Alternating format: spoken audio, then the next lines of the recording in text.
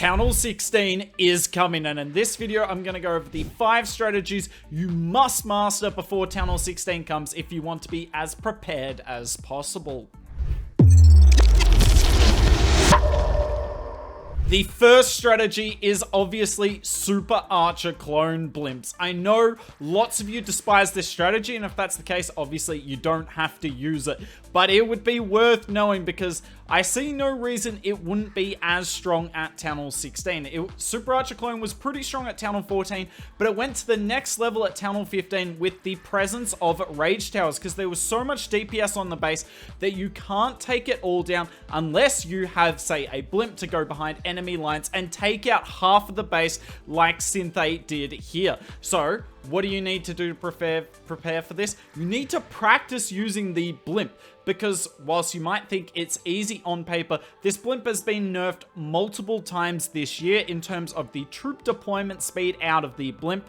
So you need to learn how to place your spells after the Blimp lands, because if you don't know how to do it, you will fail and fail miserably at that. And B, you need to learn about where to land. Have a look at this Blimp here. It's landed perfectly in a place where there's just really only room for giant bombs exactly where he landed it, nowhere else. And yes, sup BLTX getting a huge Super Archer Clone value here. Look, it's kind of crazy. It's so easy to triple if you can master it and if you find the right base. It's also worth knowing when you need to use the Warden ability and when you don't. You see Paydolino here coming in with the Super Archer Clone Blimp, but not using the Warden ability. No need. So you need to understand, obviously, how to deploy the spells, where to land the Blimp, but also where to send the Blimp from, and whether you need the Warden ability with it.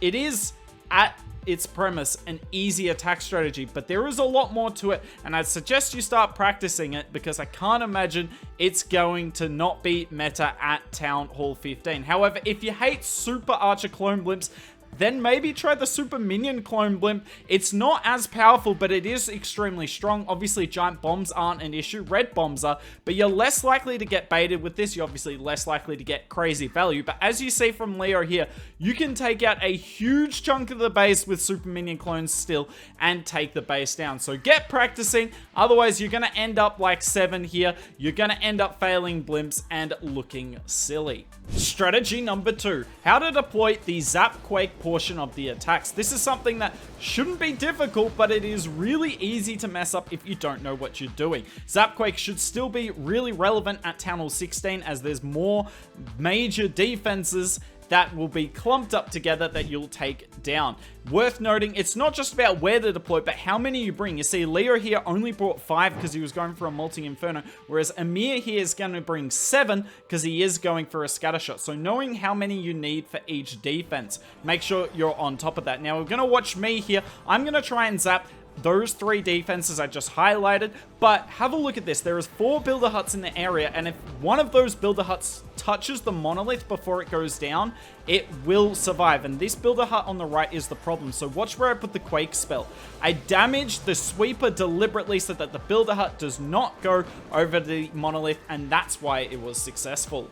Strategy number 3, getting your healers to switch to your smash troops in a smash attack. I can't imagine smash attacks not being viable at Town Hall 16. The most important thing, and the reason most people fail, is getting the healers to swap to their Super Bowlers, Titans, Yetis, Peckers, you name it. Yo-Yo does a fantastic job of it here, and this is something you need to practice. Now in this, I'm going to give you a few tips, and the most obvious tip of all is try and have your Warden be full health at the end of the Warden walk. You see here, their healers have no need to be on the Warden, and as soon as those Titans take damage, the healers are really, really nice, and they switch immediately. But notice this, they are nice until the Sweeper gets one shot off. Have a look.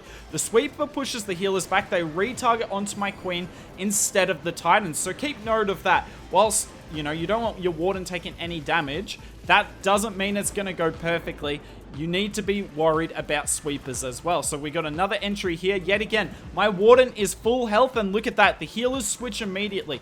Healers, to be fair, have pretty good AI. I know we all get a little angry at them, but they have pretty good AI if your Warden's full health. If he's not, then it can definitely be a bit of the toss-up. But look how good the healers are here, staying stuck straight to those Titans, not letting them lose any HP. Even though this attack was a disaster, the healer switch was perfect. Strategy number 4, using the recall spell with Queen Charge attacks. I know a lot of players don't enjoy Queen Charging at Town Hall 15 because of Rage Towers, but you can Queen Charge at Town Hall 15 with the power of the recall spell, as you're going to see Gaku do here. He moves that Queen up to the top side, and now she is safe. Got rid of the Eagle and 2 air defenses. Pretty nice value. You're going to see General X here go for the Eagle Artillery as well.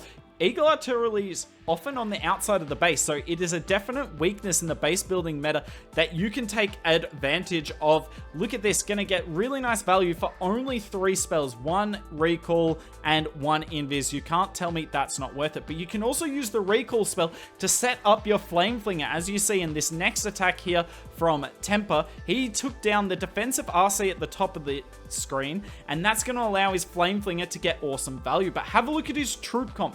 He still has 1 healer left, and the reason for that is at Town Hall 15, if you send all 5 healers and your Unicorn lives, you won't be able to recall all of them. You'll leave 1 healer behind. So he deploys the 5th healer as soon as he's recalled the Queen and keeps going. So make sure you know the recall capacity of your troops. Now, if you do need to bring your Warden with your Queen Charge, if she needs the extra health, you can do this. However, you won't be able to recall all the healers, obviously. So if you're going to do this like General X does here, make sure you're starting the next phase of your attack very close by, and the healers can switch straight over. But yeah, make sure you get on using the recall spell, because I can't imagine it not being effective at Town Hall 16 as well, with all the DPS on the base. And you can even do some crazy things with the recall spell. As you see, Kazuma here does a Queen Walk on one side, does a Warden Walk on the bottom, and then once the Warden Walk's done, he's going to recall the Queen straight in with his Super Bowler Smash attack. You can use the recall spell with any army, and it is extremely effective. Nicely done from Kazuma. Strategy number 5 to master is Super Barbs. I'm not talking about them within a bigger army, just deploying Super Barbs themselves, because it looks simple on paper, but watch how Synthé does it in this attack. It is a work of art. Super Barbs were used so much in complete abundance in the world at the World Championship, because they are a seriously strong troop, especially versus open bases like this one. But look, we're at 49% here. The Queen is dead, and the RC and all of these 30 Super Barbs are going to take down the base. And watch this. He's just putting a couple down at a time, spreading them out, and slowly is going to move with the RC around the base. RC barely taken any damage so far, thanks to the Super Barbs. There's a few more of them. Now he's going to put them quite heavy at the top of the base to deal with the defensive king. Knowing how to place Super Barbs to tank for the Headhunters is important. Sending the Super Barbs around the edge as well. He's never putting too many on the same tile, because you saw that spring trap there. A spring trap can spring up to 3 of them at once, but you definitely don't want that. Nice job activating the Rage Tower. You never want that many on the same tile, really. You need to be spreading them out so that traps on the outside of the base, like you saw here, have less value. But look, 30 seconds left, and he still has a lot of base to get down, but the power of Super Barbs is just being patient. They will take down the base very quickly. They're really good at taking down exterior defenses as well. You just need to be as patient as Synthé here, and you'll get the triple. There you go. There are the top 5 strategies you need to learn to be prepared for Town Hall 16. If you enjoyed this, may I recommend you watching some of the insane new attack strategies that we saw at the World Championship, including an attack with 26 Sneaky Gobs and 20 Super Barbs.